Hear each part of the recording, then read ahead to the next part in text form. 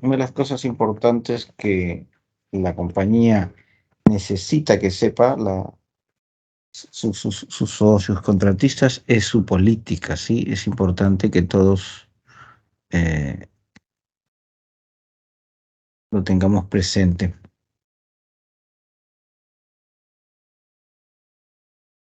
Ya, estas son las políticas, las voy soltando todas para ir leyéndolas, para que puedan ir leyéndolo, ¿no? ¿De acuerdo?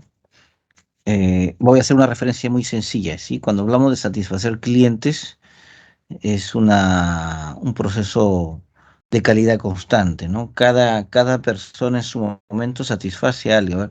Por ejemplo, cada uno de ustedes, si es papá, mamá, si es hijo, hermano, en algún momento atiende. Cuando usted atiende a su hijo o atiende a su esposa, en ese momento su esposa o su hijo es su cliente. Entonces, ¿quién es el que tiene la capacidad de valorar si ese servicio es de buena calidad? El cliente. Entonces, esa es la satisfacción. La satisfacción del cliente es un proceso vivo que, dependiendo en qué posición te encuentras, ¿no? Si tú sales a comprar algo o tú sales a consumir algo, en ese momento tú te transformas en cliente y el que te atiende es, digamos, tu proveedor. ¿De acuerdo? Cuando usted está trabajando en el lote, hay dos posiciones, ¿de acuerdo? ¿No? Para la compañía una viene a ser el cliente y ustedes nos proveen de servicio. Pero al momento que usted enfrenta a un contratista, en ese momento es al revés. En ese momento usted encarna, o recibe, digamos, la potestad nuestra de ser el que está controlando al contratista. En ese momento es al revés. El contratista es el que tiene que satisfacernos a nosotros, en este caso representado por el agente Cóndor, ¿no? Entonces es el agente Cóndor quien va a verificar que nuestro contratista nos está atendiendo con la calidad ofrecida. ¿Y qué cosa vendría a ser la calidad ofrecida? Todo lo que se le pide, todo lo que es su obligación entregar, ¿no? O sea, que venga con sus EPPs, que cumpla los protocolos, todo eso viene a ser la calidad de ese contratista. En ese momento, en la garita, vamos a hablar de una garita de control, ¿no? En ese momento, la gente que está en la garita de control es quien tiene la obligación, la responsabilidad y recibe, ¿no? De parte de nosotros esa representatividad, ¿no? Para controlar. Y en ese momento se transforma en un cliente, ¿ya? Y el contratista es quien tiene que satisfacer al cliente. No sé si me estoy explicando adecuadamente, ¿no? Es una relación constante. Luego hablamos de proteger el medio ambiente. Cuando hablamos de proteger el medio ambiente, bueno, todos sabemos eh, la cantidad de leyes que hay referida a la protección del medio ambiente. Con el tema de hidrocarburos, petróleo, se ha vuelto mucho más sensible por el evento que pasó en la Pampilla. Sin embargo, ¿qué es lo que nos obliga a la ley referido a la protección del ambiente? Primero, nos obliga a reconocer en qué lugar nos encontramos. En este caso, todos los lotes y hasta planta de gas está en un área que se conoce como bosque seco. ¿Qué es un bosque seco? Es un lugar donde las plantas, la naturaleza, tienden a absorber el agua y permanecer en una especie de como si estuviesen muertas, pareciesen muertas, pero no, está en un estado de hibernación luego de haber acumulado agua. Cuando cae el agua, revive esa planta de inmediato. Mientras no hay agua, está en un estado de hibernación, parece así. Y en ese hábitat, pues surgen una serie de animales que mantienen un ecosistema. Entonces nosotros estamos ahí, digamos, de huésped, hospedados en ese sistema. Entonces no nos corresponde alterar el sistema donde ya viven estos seres vivos, entendiendo de flora y fauna. En el bosque seco hay flora y fauna, digamos, son los titulares del lugar. Nosotros nos prestan el lugar, entonces, para trabajar y extraer el crudo, pero eso no significa que tenemos que afectarlo. Es decir, si usted ve a un contratista de que con su máquina está tumbando una rama, rompiendo un árbol, es de inmediata intervención. Igual nosotros no tenemos por qué contaminar ni dejar nuestros residuos o maltratar las plantas del lugar, ¿sí? ¿Correcto? O sea, la naturaleza es el titular y nosotros estamos hospedados ahí. Y por lo tanto, cada vez que causemos algún daño, nos corresponde una remediación. Ese proceso de remediación controlado por ley. Entonces es por eso que cada vez que hay un derrame, se tiene que aplicar un proceso de remediación. ¿Cuál sería lo más importante? Comunicar, reportar. O sea, no podría haber pequeños derrames, ignorarlos ahí, que se queden, que sea el tiempo que se encarguen. No, ¿no? Entonces, nosotros, nuestra obligación es reportar. Si vemos al contratista derramar, nosotros en nuestra obligación reportar. Luego la tercera, la que habla de medidas de control. O sea, es obligación de todos aplicar medidas de control. Lo dice la misma ley, lo dice nuestra política operativa. Todos, en todo momento estamos aplicando medidas de control. ¿De acuerdo? Lo que la gente de Garita hace, estar verificando que la gente llegue con sus EPPs, es una medida de control, a efectos de que nadie se atreva, pues, a venir sin nada. Controlamos que tenga su QR, controlamos que tenga todo, perfecto, estamos asegurándonos de que todos tengan su seguro, ¿no? Que es una medida de control en caso suceda algún accidente, un incidente de alguien, ¿no? Y un accidente bastante grave en el OT3, algunos de pronto estarán ya informados, ¿no? Del choque entre dos vehículos, ¿no? Con las lesiones de un conductor. Imagínense que ese conductor no tenga seguro, ¿no? Imagínense que ese vehículo no haya sido inspeccionado. Entonces, hay medidas de control mínimas que tenemos para con nuestros contratistas, ¿no? ¿Quién se encarga de verificar eso? Nuestros agentes del servicio, los que le dan acceso. Ellos son los primeros que al pasarle el QR, verifican que sí lo tiene. Le piden el check del vehículo, ahí está su listado. Ver la fecha del año vigente. Imagínate que te presente una ficha del año pasado, ¿no? No tendría que fijarse en esa clase de detalle. Entonces, eh, pasemos a la siguiente. El PCM sí el Process Safety Manager es un modelo o enfoque de seguridad integral, ¿no? Antes veíamos la seguridad fragmentada, por separado, por decirlo así. Si usted tiene un taller que dice sección pintura, sección corte, sección soldadura, se veía la seguridad por espacios separados, ¿no? La idea es de mirarlo en forma integral. Eso es lo que significa el PCM. Suelto los otros. Hablamos de operar con disciplina operativa, ¿no? ¿Qué cosa es disciplina? Disciplina simplemente es repetir procesos. O sea, a mí me enseñan el proceso, 1, 2, 3, 4, 5, y yo repito el proceso.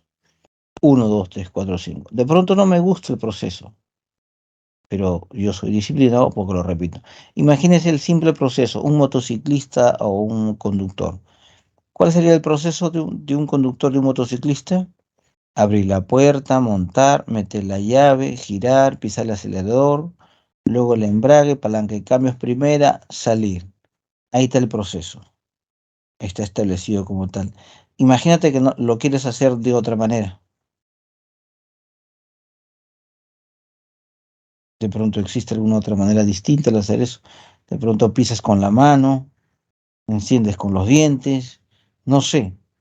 Se te ocurre cualquier forma distinta, ¿no? Hay un orden, 1, 2, 3, 4, sí.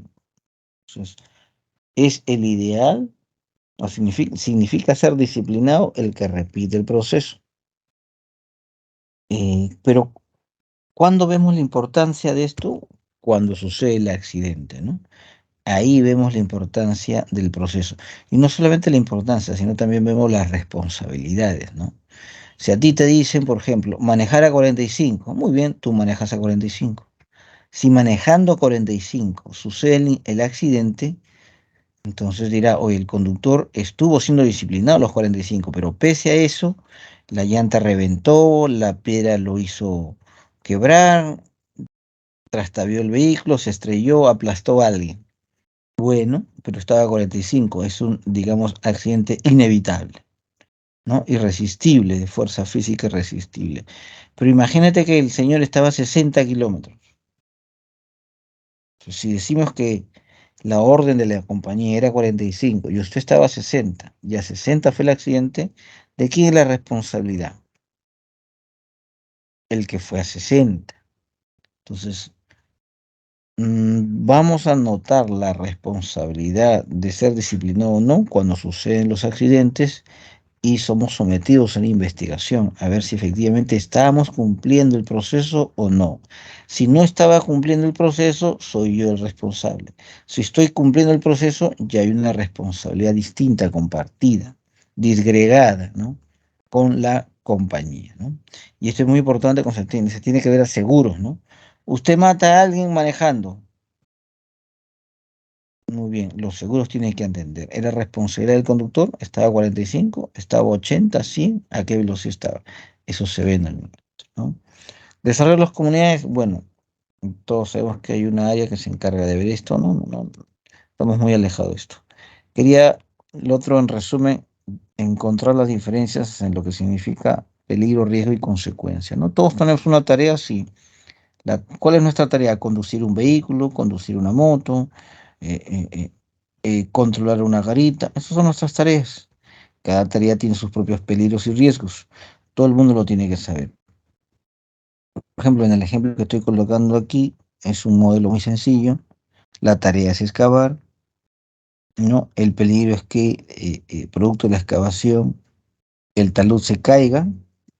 Entonces, el riesgo, que viene a ser la probabilidad más la consecuencia, la probabilidad es que se pueda caer el pedazos de piedra y una de las consecuencias es que le cause lesiones al trabajador. Entonces, tenemos el peligro, la fuente, tenemos la probabilidad, el riesgo, que es la probabilidad de algo de lo que puede suceder, en este caso que se caigan las piedras, y la consecuencia sería, en el supuesto que le caiga a la persona, que lo aplaste y lo lesione, ¿no? O hasta le cause la muerte.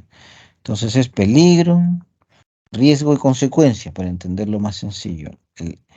¿Cuál sería, a ver, si yo digo consecuencia, choque de motociclista? El motociclista se choca contra la unidad de bombeo.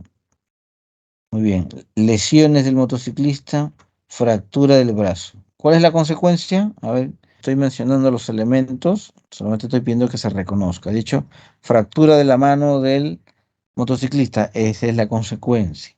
¿Cuál era el peligro de lo que acabo de describir? El peligro sería la conducción del vehículo moto. O sea, el manejar una moto inadecuadamente es un peligro. La consecuencia es la lesión. ¿Qué pasa entre el medio? ¿Qué hay en el medio?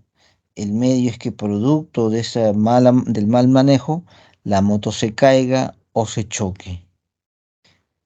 Producto de ese choque, lesión del motociclista. Entonces tienes el peligro, la moto, el manejar la moto, tienes el riesgo, que es el choque, el contacto violento contra una superficie, obviamente, ruda, fuerte, ¿no? Y la lesión es la fractura de la persona. Entonces ahí tienes peligro, riesgo y consecuencia. ¿De acuerdo? Entonces uno dice, tengo que aplicar una medida de control. ¿Cuál sería la medida de control que le aplicamos al motociclista? Uno, que controle su velocidad, que tenga conocimiento cuál es la velocidad límite, que aprenda a controlar su velocidad, que no debe de pasar esa velocidad. Otra medida de control, si el señor tiene sueño, tiene que parar, tiene que descansar, ¿no? Tiene que tener luces encendidas, tienes que establecer su ruta, ¿no? Rutas que sean menos peligrosas, rutas donde no haya, digamos, obstáculos graves, serios, ¿no? Y así uno puede ir diseñando muchas medidas de control. ¿Qué es lo que pasa? Que la prevención se basa en diseñar todas las medidas de control, ¿no? Antes de. Entonces, para un motociclista, ¿qué diseñamos? Diseñamos una hoja de ruta, diseñamos la velocidad, establecemos cuáles son los peligros que puede encontrar, la piedra, el zorro, la lluvia, toda una serie de peligros que nosotros podemos encontrar para un motociclista y pensamos también en las medidas de control. Y se le tiene que enseñar al motociclista cuáles son las medidas de control que el señor tiene que aplicar. Velocidad, freno, todo se le enseña. Pero ¿qué pasa si el motociclista quiere manejar 80, quiere hacer cross country, quiere escuchar su música, su radio, quiere comer mientras maneja? Entonces ya está saliendo de lo planificado. Está él inventándose un nuevo peligro, un nuevo riesgo, no de los riesgos que están planificados, sino unos nuevos que él mismo los está colocando al manejar con una mano, por ejemplo. Él decide soltar una mano y ponerse a comer mientras maneja. Si en ese instante se cae, el hombre se ha caído en un riesgo que él mismo está asumiendo. Entonces, ¿de quién será la responsabilidad? La responsabilidad, no, el peso, la responsabilidad se va más a ir por el conductor que del resto del diseño, de la planificación. Entonces, por eso es importante que cada persona en su puesto de trabajo sepa ver cuáles son sus peligros, cuáles son sus riesgos, cuáles son esas posibles consecuencias que puede tener el señor, y también tiene que tener conocimiento de cuáles son sus medidas de control. Medidas de control concretas que le han enseñado, que él sabe. O sea, imagínate una medida de control, poner piloto automático a la moto. Oye, eso no existe, ¿no? Eso no puede darse. O sea, no, o sea, hablamos de medidas de control concretas, existentes y que le han entregado a la gente, le han entregado al motociclista. No podemos hablar de medidas de control. Oye, computadoras para la moto, para que maneje la moto. No, no, no funciona así. Por ejemplo, ¿dónde aplico la medida de control? Aplico la medida de control ahí, habiendo identificado el riesgo. ¿Cuál es el riesgo que estamos mirando en este ejemplo? La posibilidad de que se caiga, la piedra, ¿no? En un motociclista, pues ya hemos mencionado varios riesgos, ¿no? Y eso hace que el trabajo sea sin consecuencia, ¿no? Reducimos ese riesgo. Ya, una manera muy importante de mirar esto es también como el semáforo, ¿de acuerdo? Eh, Cada trabajo nuestro que tenemos no es la luz verde, sino es la luz roja, ¿de acuerdo? Nosotros empezamos con la luz roja. Sigamos con el ejemplo del motociclista. El motociclista tiene que manejar. Sube a la moto como un loquito y sale arrancado a velocidad. No, no, no. Él empieza con la luz roja. Es un alto. Luego está la luz ámbar. Empieza a revisar los pasos. Todo con la letra P. ¿Qué tiene que revisar? Tiene ya tres elementos: propiedad, proceso, persona. Propiedad: herramientas, maquinario, todo lo que sea físico. En este caso, motociclista, que tiene que revisar su moto. Tiene frenos, tiene embrague, están las llantas bien, sus luces funcionan, los espejos están bien colocados, ¿no? Hay combustible, qué sé yo, todos los elementos que están en la moto. Proceso: tiene que revisar, oye, sabe la ruta, sabe la velocidad, a qué desplazamiento tiene que ser, está cumpliendo con todos los estándares de SOA, revisión técnica, checklist, revisión, servicio mecánico, está todo como se ha cumplido con todos esos procesos establecidos por la moto, ha pasado mantenimiento, todo. Tercer elemento, la P de persona. El conductor tiene la posibilidad de revisarse a sí mismo, claro que sí. Yo, conductor, puedo revisarme, estoy cansado. El viernes fue mi despedida de soltero, el sábado fue mi matrimonio y mi domingo el luna de miel. El lunes voy a entrar a trabajar y manejar toda la noche. ¿Podrá el señor? Oye, no, pues, el señor no puede. No está en las condiciones de manejar.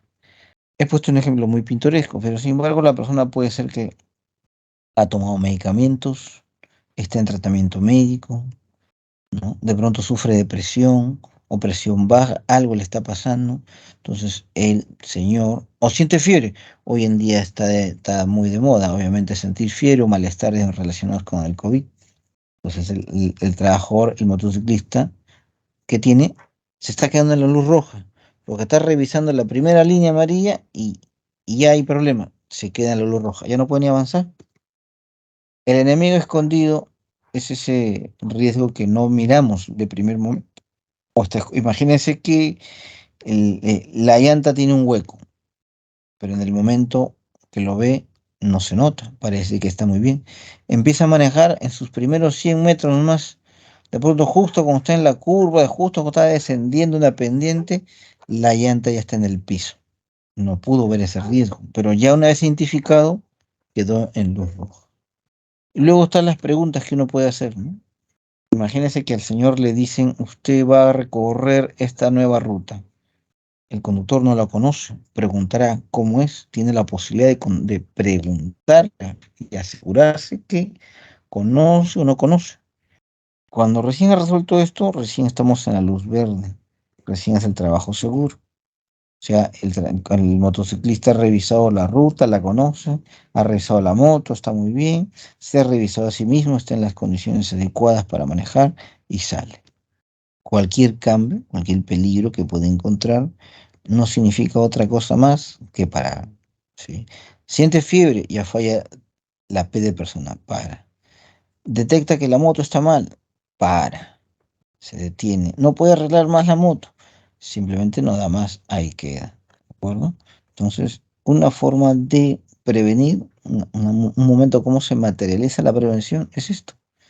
Estamos siempre revisando nuestros tres componentes que tenemos: propiedad, proceso y persona. Toda la planificación se basa en esos tres elementos.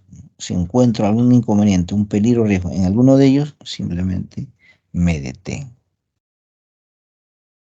Bien, si yo encuentro un problema o riesgo en el proceso o en la propiedad, le llamamos condición subestándar. Si encuentro un riesgo, un peligro en la persona, le llamamos acto subestándar, ¿correcto? Si yo reviso la moto y la llanta está baja, yo reviso la moto y la luz no funciona, estoy encontrando un problema en propiedad. En ese momento, la moto está en condición subestándar. Si yo a sabiendas, ojo, a sabiendas de que la moto no tiene luz, me pongo a manejar, yo estoy en acto subestándar. Entonces, igual sería en proceso. Me han dicho una ruta, cuál es mi hoja de ruta, cuál es mi zona de responsabilidad. Si yo me salgo de ahí, me voy a otro sitio, incumpliendo esa parte del proceso, ya sea por desconocimiento o ya sea por cualquier otra cosa, entonces imagínate que el conductor no quiera cumplir el proceso. Él es el que se va a otro sitio, a actos estándar. Él decide ir a otro sitio, a actos estándar. Y si en esa acción sucede el accidente, entonces imagínense, se cayó el hueco porque se salió de la ruta de patrullaje, se metió a un lugar que él mismo tampoco conocía. Producto de ello se metió al hueco, accidentado. ¿Quién se metió al hueco? ¿Quién salió de la ruta designada para el señor? El propio motociclista, así que se salió, él solito lo hizo. ¿Qué será? Acto su estándar. Entonces, en ese acto su estándar, él solito se ha causado la lesión. ¿Cuál era lo peligroso? ¿Cuál sería el peligro ahí? El peligro era ruta desconocida.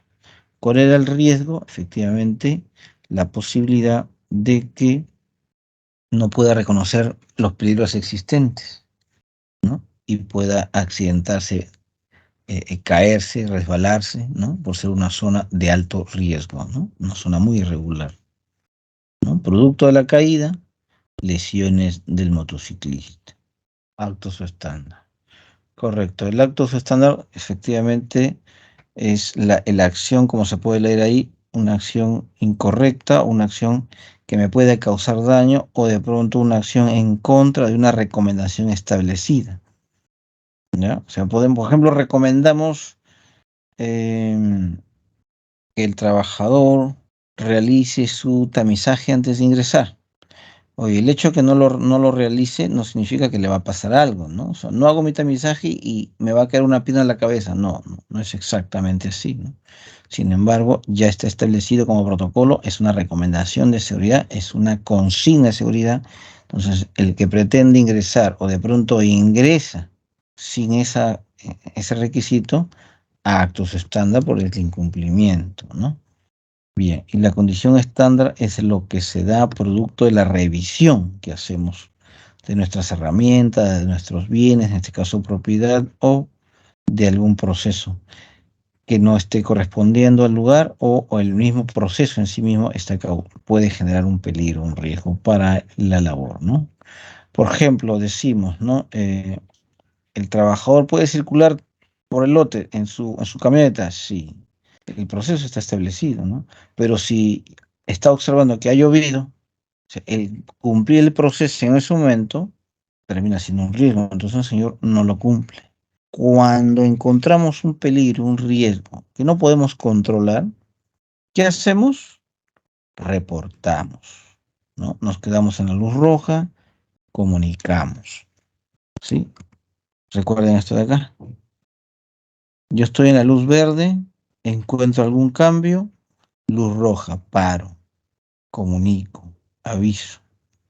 Mientras no tengo ninguna resolución de eso, no tengo por qué continuar. ¿De acuerdo? No tengo por qué continuar. Alguien tendría que autorizarla expresamente tal o cual cosa. ¿De acuerdo? Bien, he suelto estos elementos de aquí que considero los principios rectores del accionar operativo de cada trabajador de Cóndor, muy importante, ¿no? O sea, lo primero que hace un agente es verificar información, verificar documentos. O sea, sigamos con el ejemplo de una garita de control. Igual también para un trabajador en camioneta. Si llega a un lugar, aborda un grupo de trabajadores, primero verificamos, ¿no? Oye, ¿qué están haciendo? Verificamos información, permiso de trabajo, verificamos identidades, verificamos. Muy bien, la gente te puede decir cualquier cosa, ¿no? La gente te puede decir, no, yo estoy aquí porque hemos venido solamente a mirar. Ahí viene el aseguramiento. Me aseguro. ¿Cómo me aseguro? Hago verificaciones adicionales, ¿no? Llamo al uno, llamo al otro, llamo a centro de control, ¿no? Muchos también se comunican conmigo y verificamos que efectivamente no es cierto pues lo que han dicho los trabajadores. Las preguntas también nos van a ayudar mucho, ¿no? Preguntar a los mismos trabajadores una u otra cosa, preguntar a mi compañero de trabajo, preguntar a la otra garita, nos permite también identificar estos peligros y riesgos que los mismos trabajadores se generan, ¿no? Patrullando el lote 4 y encontramos un cargador frontal trabajando en plena cuesta. El señor saca su permiso de trabajo y dijo que el que le había ordenado eso era el ingeniero tal. Hasta ahí aparentemente todo muy bien. Entonces, empezamos con las verificaciones. Para empezar, el permiso de trabajo sí hablaba de movimiento de tierras, pero especificaba una zona con números de pozos. Si bien la cuesta estaba cerca, pero no era exactamente el número, no era exactamente el pozo en sí, pues, estaba cerca, estaba próximo. El señor dijo que le habían ordenado a tal persona. Entonces hemos seguido preguntando, verificando, preguntando, verificando, hasta llegar a que la misma persona mencionada desconocía del evento. Entonces en ese momento hemos verificado, hemos preguntado y nos hemos asegurado, ¿no? Pero sin embargo, esto no sucedió pues en un minuto.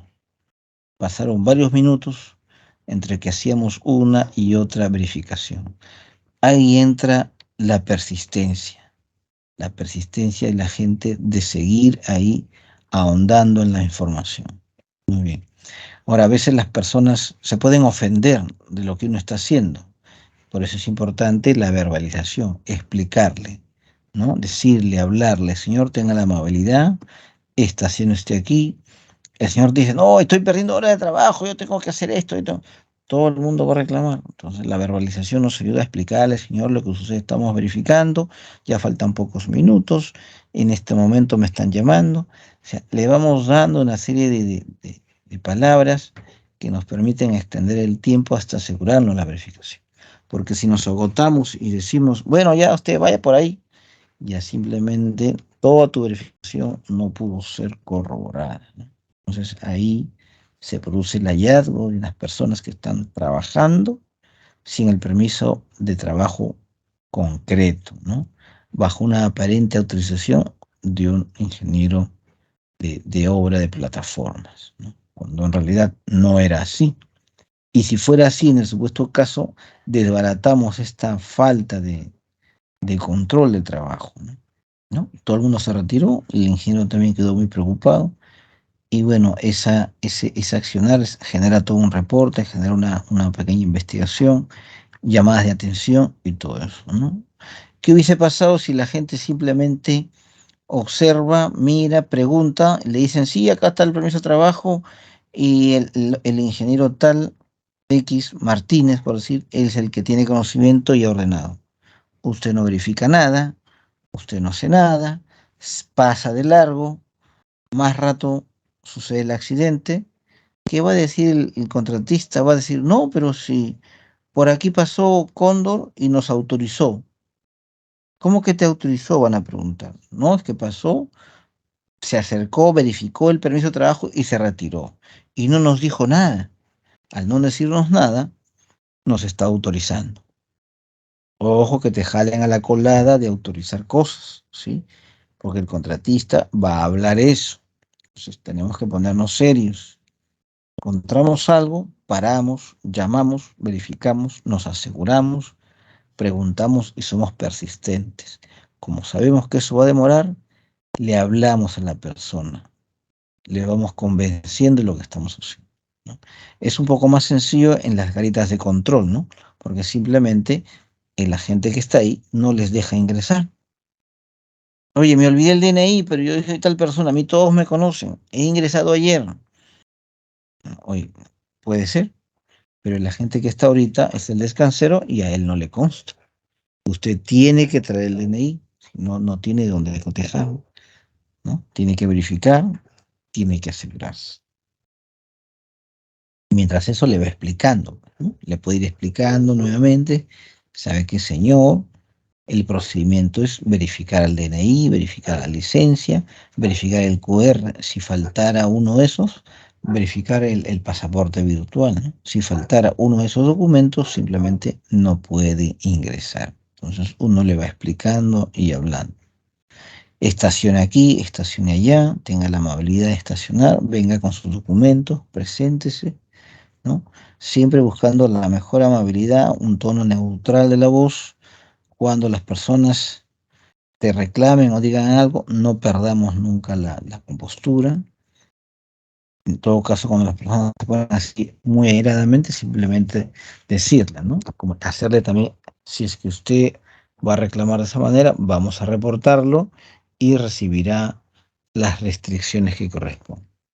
Si la persona persiste, perfecto, ¿no? No hay ningún inconveniente, ¿no?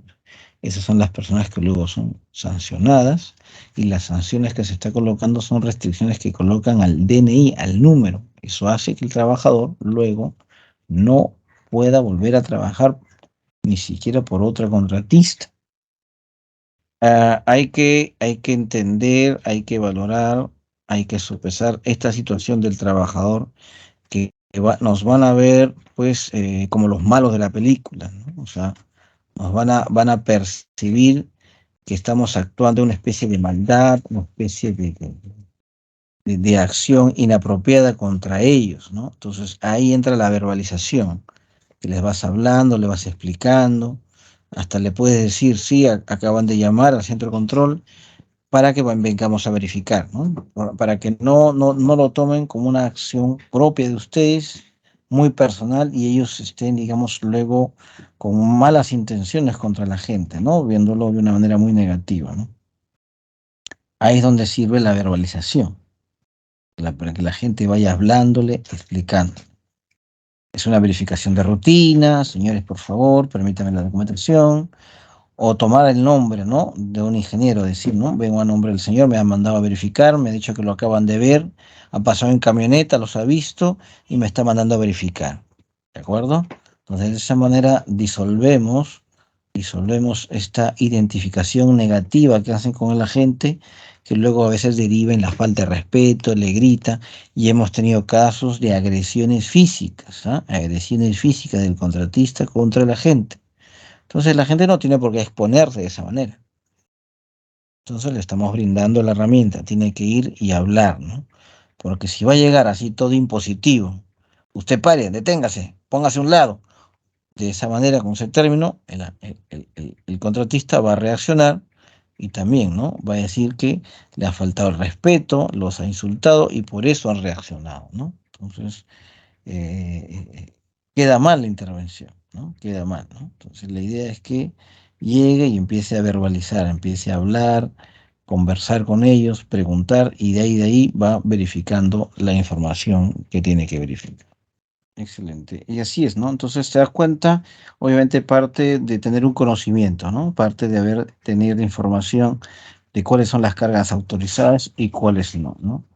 Esa información es muy posible que los supervisores en el lugar pueden estar tomando nota, informándose, acercando a los que están dirigiendo las operaciones y estar preguntando, ¿no? Y distribuirlo a los agentes esa información para que en su momento puedan hacer las observaciones para las operaciones y ponerse a hacer lo que estamos haciendo, ¿no?